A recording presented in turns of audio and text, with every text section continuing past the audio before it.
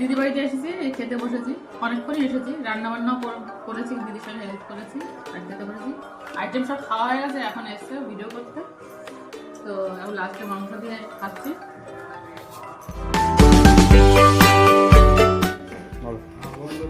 Chicken খেয়ে পেটটা এমন ভর লাগছে, লেবুর রস দিয়ে একটু ভাত মাখিয়ে খাচ্ছি, শুধু লেবু দিয়ে। টক খেতে পারছি না, লবণ বিশেষ বেশি হয়ে দেবো।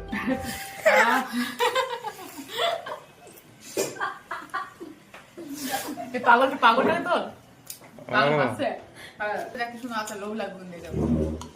এটা হচ্ছে জলপাইয়ের আচার, এই যে কি পাটি কি হলো, আমলকির আচার।